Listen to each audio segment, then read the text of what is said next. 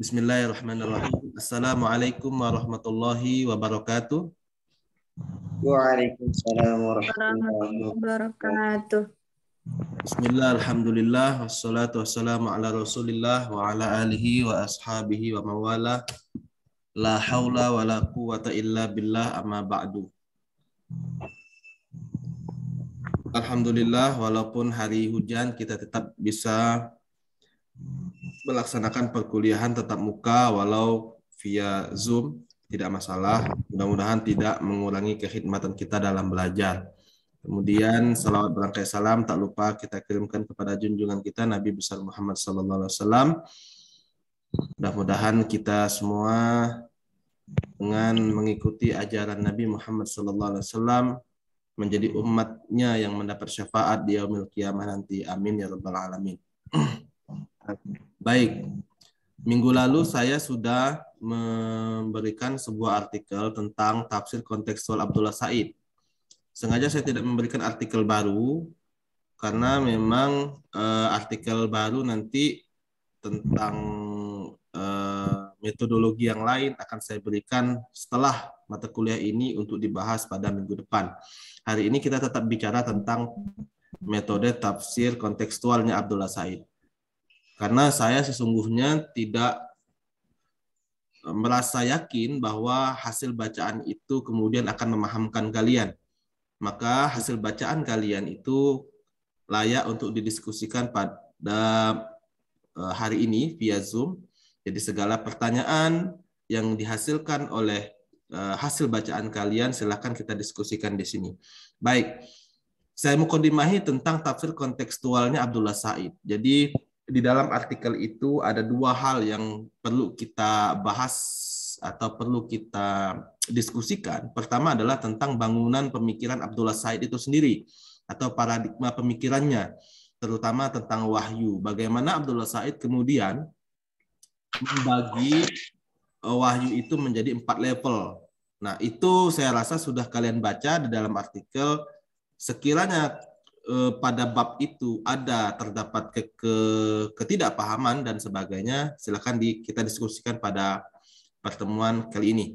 Kemudian tentang etiko legal dan hierarki nilai. Jadi ada paradigma pemikiran Abdullah Said mengenai etiko legal, artinya ayat-ayat yang inti di dalam Al-Quran serta hierarki nilai. Jadi ayat-ayat inti itu kemudian dibagi atau ditingkatkan nilai-nilainya, termasuk di dalamnya obligatori, kemudian fundamental, kemudian protektif, kemudian implementari dan sebagainya.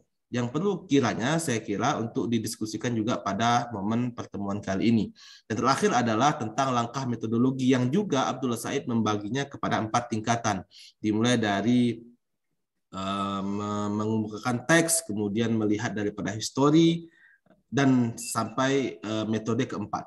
Nah, itu perlu kita diskusikan pada hari ini karena saya meyakini bahwa tidak sepenuhnya kalian memahami apa yang kalian baca, karena memang artikel itu perlu kita akui penuh dengan bahasa-bahasa ilmiah yang mungkin belum kalian mengerti 100%. Saya kira itu muqaddimah dari saya. Dipersilakan kepada kawan-kawan sekalian yang ingin mendiskusikan tentang tafsir kontekstualnya Abdullah Said, dipersilahkan.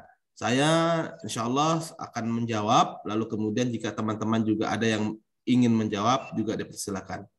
Silakan bagi yang ingin bertanya atau membuat pertanyaan, pernyataan, komentar, kritik, saran, dipersilahkan.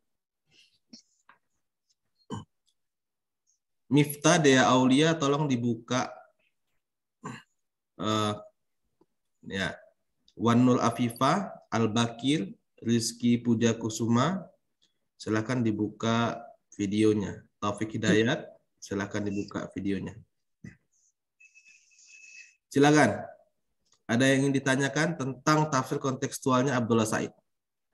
Saya memberikan kesempatan untuk kita diskusi. Silakan.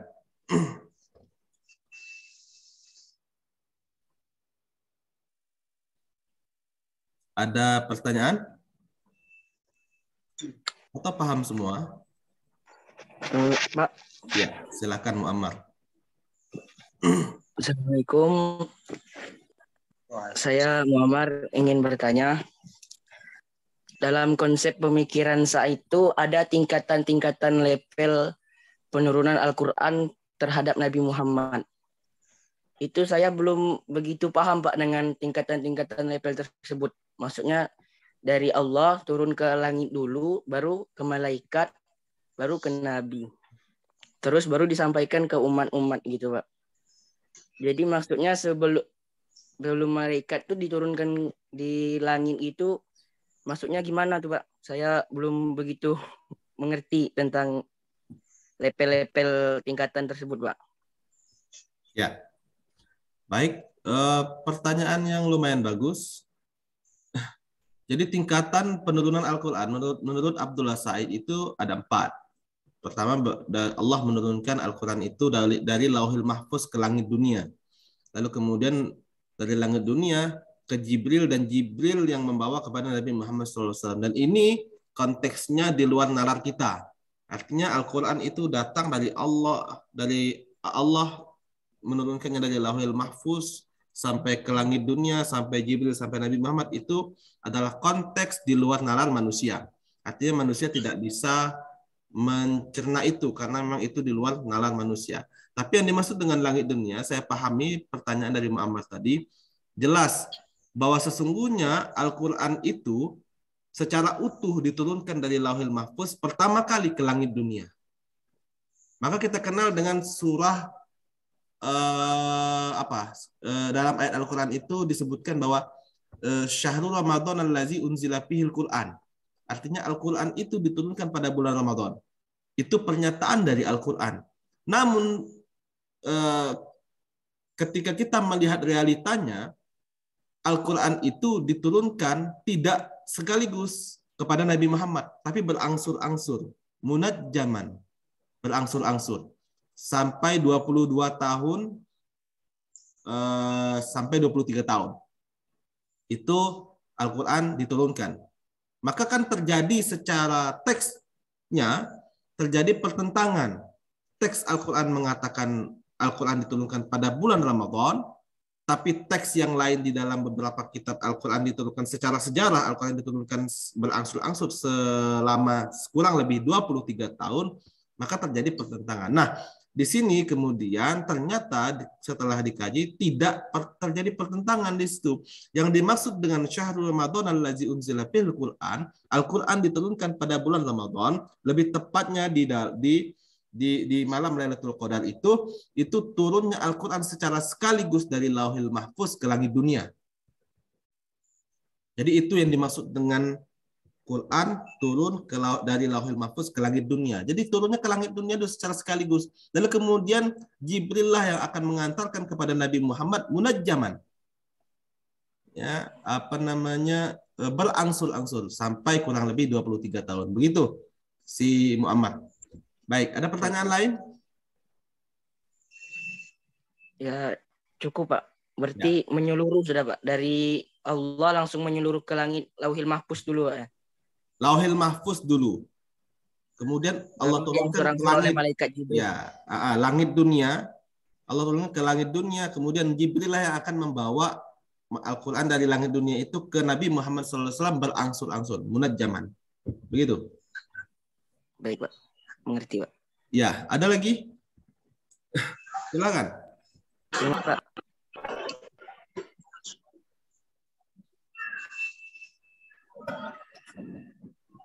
Siapa lagi? Saya Pak. Ya, Muhammad Ikrar Amin, silakan. Sekadar menambah tadi, saya tidak paham. Apakah berarti tadi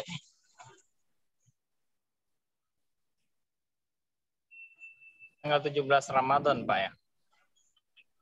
Kemudian tahu apakah tanggal 17 Ramadan itu betul kalau cuman 5 ayat yang pertama kali turun itu memang di tanggal 17 Ramadan tadi.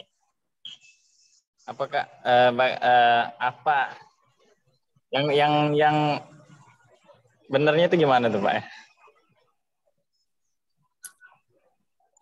Saya kira konteks pembicaraan kita sudah keluar dari yang seharusnya kita bicara tentang tafsir kontekstualnya Abdullah Said. Tapi tidak masalah. Itu saya tetap anggap pertanyaan dan memang akan saya jawab.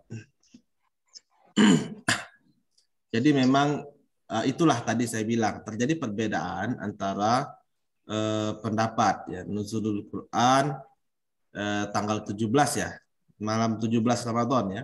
Nuzulul Quran malam 17 Ramadan. Ada yang mengatakan tapi sesungguhnya Al-Quran itu pada diturunkan munajaman. Kalau tepatnya kemudian Iqra bismi rabbikal ladzi khalaq itu turun pada tanggal 17 Ramadan, itu mungkin kita bisa melihatnya dari kajian sejarah. Kamu hitunglah sejarahnya. Tepat tidak? Tapi saya pikir begini, artinya tidak ada pertentangan di sana. Di satu sisi Al-Qur'an disampaikan turun pada bulan Ramadan.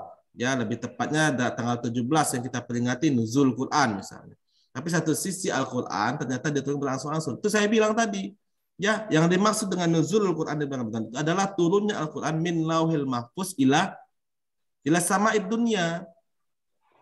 Itu yang kita peringati pada nuzulul Quran. Kan begitu. Kalau memang kemudian ada pendapat yang dimaksud dengan nuzulul Quran itu adalah turun ayat pertama, surah pertama, Iqra itu, ya, itu kayaknya kita perlu kaji melalui sejarah. Kita hitung, apakah benar Iqra itu turun pada tanggal 17 Ramadan. Saya belum menghitung juga itu. Ahmad Iqrar Amin. Nanti cari, dihitung aja sejarahnya. Tanggal berapa secara Masehi atau non sebelum Masehi itu turun, ya, kemudian dikonversikan dengan tanggal Hijriah. Maka kapan dia turun? Soalnya begini,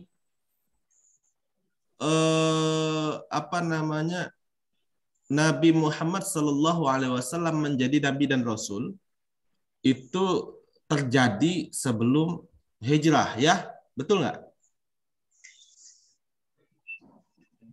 Artinya sebelum hijrah ke Madinah itu Nabi Muhammad Sallallahu Alaihi Wasallam itu menjadi Rasul pada umur 40 tahun. Benar nggak tuh, Ikrar? Enggak, Pak. Zoom saya lagi Ya, artinya sedangkan penanggalan Hijriyah itu kan dimulai daripada awal mulanya hijrah Nabi Muhammad. Maka sesungguhnya itu perlu kita telisi. Apakah benar memang tanggal 17 Ramadan itu memang tanggal bertepatan dengan turunnya surah pertama Al-Quran. Atau yang dimaksud 17 itu adalah turun pertama kali Al-Quran min lauhil mahfuz sampai ila sama'id dunya. Tapi itu saya pikir tidak perlu kita perpanjang permasalahan itu, ya, karena sesungguhnya secara substansi telah terjawab itu bahwa yang dimaksud dengan kadar level wahyu itu adalah itu tadi dari lauhil mahfuz ke langit dunia. Itu yang sudah saya jelaskan. Langit dunia itu yang dimaksud lauhil mahfuz ke langit dunia itu apa, kemudian sampai ke Jibril, dibawa oleh Jibril ke Nabi Muhammad SAW yang diturunkan berangsur-angsur lebih kurang 22 sampai 23 tahun. Begitu. Ya, lanjut. Pertanyaan kita fokus kepada 3 hal. Pertama adalah paradigma atau bangunan pemikiran Abdullah Said tentang wahyu, kemudian bangunan pemikiran Abdullah Said tentang etiko-legal dan hierarki nilai. Yang ketiga adalah langkah-langkah yang ditaruhkan Abdullah Said dalam menafsirkan Al-Quran versi tafsir kontekstualnya Abdullah Said. Silakan. Saya, Pak. Ya, Taufik Hidayat. Saya ingin menambahkan pertanyaan, Pak. Kenapa ayat yang pertama kali turun itu kan ada 5 ayat, kan, Pak? Cuman kenapa di dalam Sunan Mushaf Al-Quran itu Al-Fatihah, Al-Baqarah yang duluan? Kenapa yang tidak ayat yang pertama kali turun?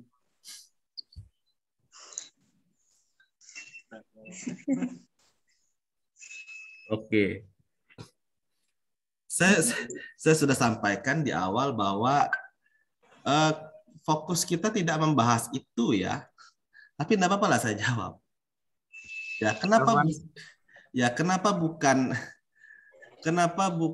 Iqra itu, Al-Alaq ya. Al-Alaq itu yang menjadi surah pertama yang tersusun dalam Al-Qur'an. Kenapa harus Al-Fatihah, kemudian Al-Baqarah dan sebagainya.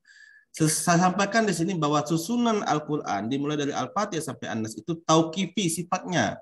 Artinya memang Rasulullah itu dapat langsung dapat aturan dari Allah langsung untuk tentang penyusunan ayat itu, dimulai dari Fatihah dan sebagainya. Kan tidak mesti setiap yang turun duluan kemudian posisinya duluan, itu tidak mesti itu. Secara logika juga tidak mesti. Kan begitu. Memang al-alaq yang turun duluan, tapi kemudian kenapa dia tidak ditaruh duluan? Ya karena urusannya urusan tauqifi, udah aturan dari Allah begitu. Nggak bisa kita menyalahkan itu, nggak bisa. Karena aturan dari Allah itu menyarankan Al-Quran itu dari Fatihah sampai An-Nas, tidak dari Al-Alaq. Bahkan Al-Alaq itu cenderung terletak di juz 30, ya kan begitu. Ya. Kenapa? Kan memang banyak pertanyaan, kenapa kemudian Al-Alaq tidak duluan dan surah Al-Yauma akmaltu lakum dinakum wa asmamtu alaikum ni'mati wa raditu lakumul Islam madina itu tidak terakhir. Itu saya sampaikan bahwa susunan Al-Quran hari ini adalah tauqifi. Ya, sudah tauqif, ketentuan dari Allah Subhanahu wa taala. Allah menginginkan mulai dari Fatihah sampai An-Nas. Kita sebagai manusia mau buat apa? Kan begitu.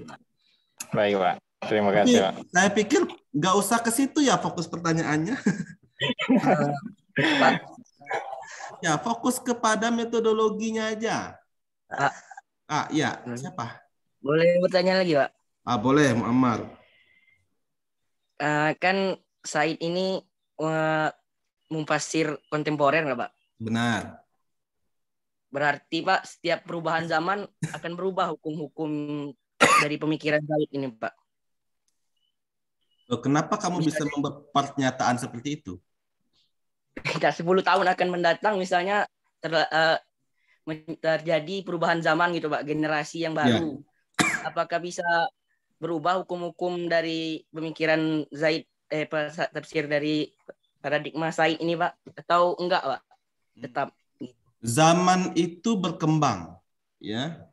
Perkembangan itu adalah sebuah kejadian yang niscaya harus terjadi karena memang perubahan atau perkembangan itu yang abadi, tidak hal-hal yang tetap. Artinya bisa jadi kemudian pemikiran yang muncul hari ini ke depan itu kemudian tidak lagi 100% bisa digunakan. Saya sampaikan begini, begitulah kemudian yang terjadi pada metodologi-metodologi yang sifatnya klasik, ya, seperti metodologi ijmali, tahlili, maudhu'i, muqarrar. Itu kan metodologi yang lahir di era klasik.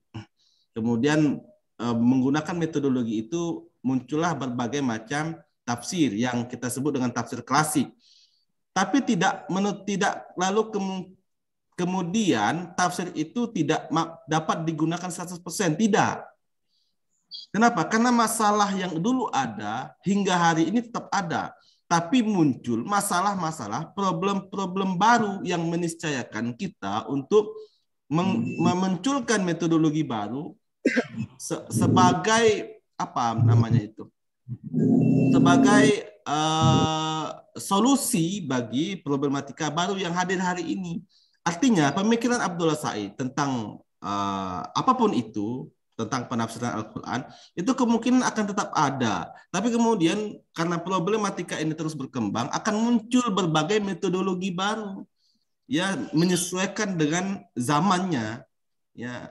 Maka muncullah belakangan muncul berbagai macam metodologi. Kalau misalnya tahlili, ijmali, muqarrar dan maudhu'i itu berbasis pada tekstual, maka muncullah kemudian hari ini tafsir yang berbasis kontekstual atau bisa juga disebut dengan hermeneutika. Saya sudah menjelaskan di awal pertemuan kita tentang apa itu hermeneutika, lalu kemudian bagaimana perkembangannya hingga hari ini, ya, itu terus berkembang. Maka muncullah tafsir kontekstualnya Abdullah Said. Sebelum Abdullah Said ada siapa?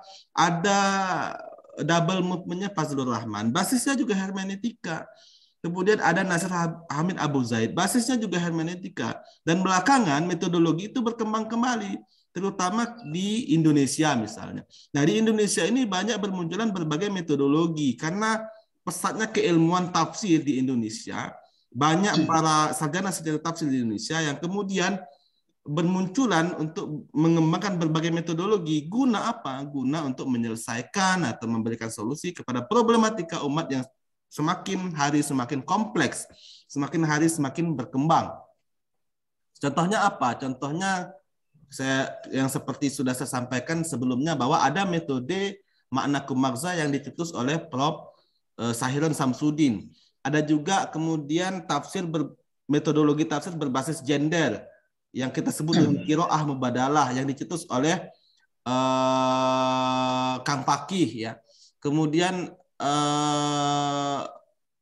ada juga metode tafsir maqasidi ya. Walaupun memang maqasidi ini dicetus ya, salah satunya adalah Ibnu Asyur ya, tapi kemudian dipopulerkan kembali oleh Abdul Mustaqim ya di Indonesia. Itu kan berbagai macam metodologi yang berkembang guna, itu tadi saya katakan, guna untuk memberikan solusi bagi problematika umat. Karena sesungguhnya problematika ini semakin hari semakin berkembang zaman, maka juga semakin berkembang dan semakin kompleks permasalahannya. Yang dulu tidak ada permasalahan itu, sekarang ada. Ya, permasalahan dulu tetap ada hari ini, tapi kemudian ditambah dengan permasalahan berbeda. Banyak hal saya kira hari ini problematika bermunculan yang harus direspon oleh Al-Quran, tapi kemudian dulu tidak ada, sehingga ulama-ulama zaman dahulu belum bicara tentang hal itu. Saya contohkan begini, zaman dulu misalnya tidak ada yang namanya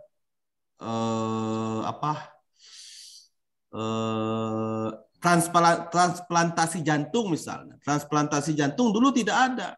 Ya, maka ulama tidak bicara itu. Nah, hari ini sudah ada model transplantasi jantung. Ya, maka ulama-ulama hari ini bicara tentang itu. Bayi tabung misalnya dulu tidak ada, hari ini ada problematika itu, dan ulama harus bicara tentang itu. Al-Quran harus merespon tentang itu. Maka muncullah berbagai macam metodologi guna untuk merespon problematika itu misalnya. Spirit doll misalnya hari ini. Spirit doll. Dulu tidak ada spirit doll. Hari ini muncul spirit doll. Yang juga harus direspon oleh Al-Quran. Atau fenomena-fenomena yang bertentangan secara teori dengan teori Al-Quran. Atau teori agama kita. Contoh hari ini sedang berkembang istilah child free. Jadi child free itu adalah kelompok orang yang berpikir bahwa populasi di dunia ini sudah sangat melimpah, sehingga mereka punya pemikiran untuk menjadi child free. Artinya mereka tidak berpikir untuk punya anak dan tidak mau punya anak. Padahal kan ini betul-betul bertentangan dengan teori yang diberikan oleh Al-Quran, oleh hadis, oleh agama kita. Karena memang kita harus memperbanyak keturunan ya, agar umat Nabi Muhammad SAW itu semakin banyak. Bahkan di dalam sebuah hadis Nabi disebutkan, Nabi mengatakan tazawwajal walud wal wadud. Child free ini itu kan problematika yang dulu tidak ada, tapi hari ini ada. Maka metodologi ini niscaya hadir untuk merespon problematika itu. Itu saya pikir mu'ammal. Jadi apakah Abdullah Said ini akan kemudian mati pemikirannya? Tidak ada lagi. Saya pikir masih ada. Sampai kapanpun masih ada. Cuman ya tergantung relevansi. Kemungkinan pada problematika yang ada hari ini, pemikiran Abdullah Said itu tetap relevan. Tapi kemudian tidak menutup kemungkinan 10-20 tahun ke depan akan muncul problematika baru yang tidak dibicarakan oleh Abdullah Said. Maka muncullah kemudian pemikir-pemikir baru yang akan membicarakan itu. Tapi tidak berarti pemikiran Abdullah Said ini kemudian tertinggal atau tidak digunakan lagi. Jadi begitu, Muhammad. Baik, Pak. Terima kasih, Pak. Berarti Ada lagi? sesuai dengan zamannya, Pak. Ya, sesuai dengan zaman. Ada lagi?